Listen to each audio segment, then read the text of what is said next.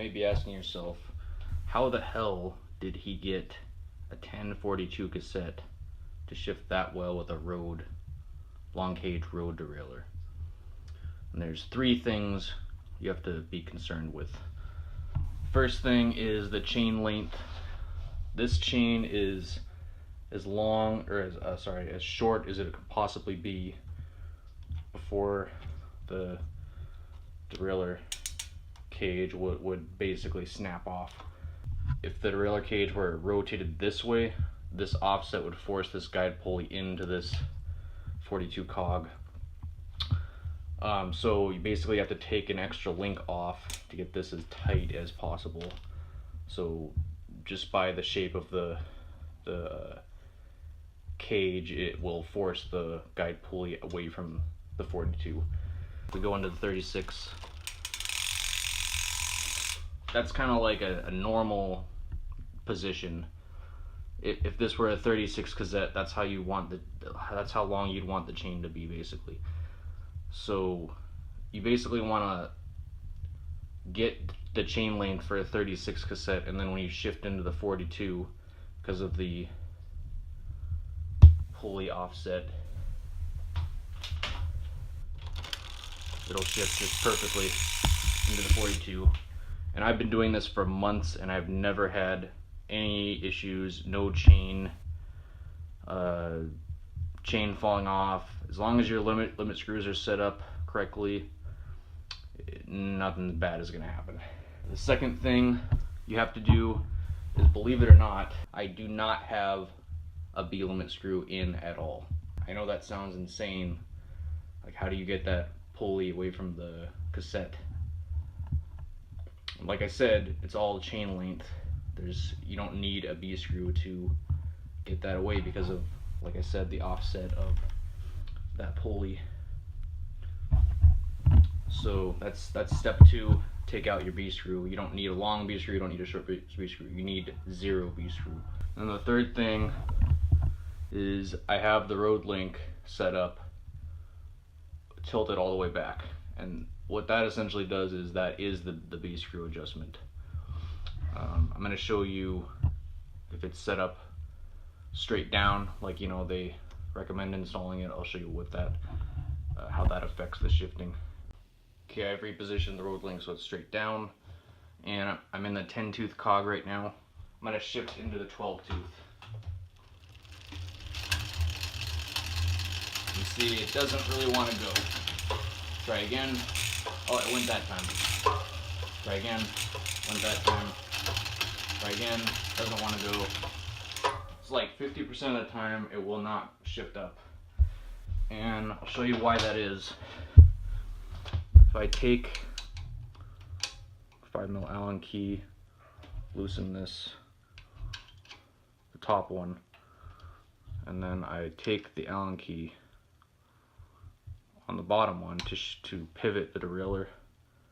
Look what happens. See the distance between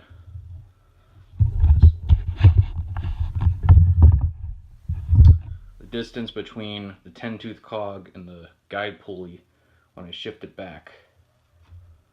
Look at how much closer it gets. See, this is like 2 links, and that's like a link and a half away. And when it's in the 12 tooth,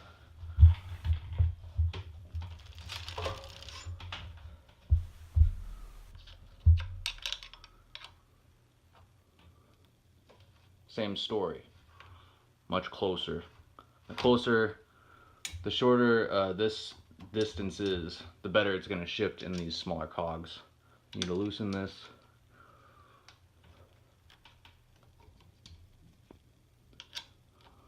Pull this back, hold it, well, hold it up like that, tighten that,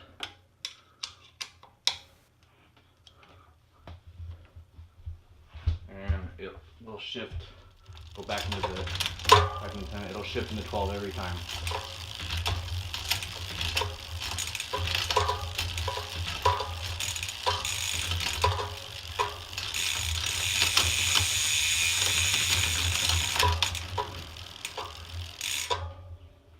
Alright, I just wanted to show the benefit of switching out your 1140 cassette for a 1042 cassette. With the 1140 you get a 364% range, and with the 1042 you get a 420% range. And if you have a 36-tooth chainring and you want to have your same high gear, then if you move to 32-tooth chainring, you almost get the same high gear, look, 2 gear inches smaller, but you get a much lower gear.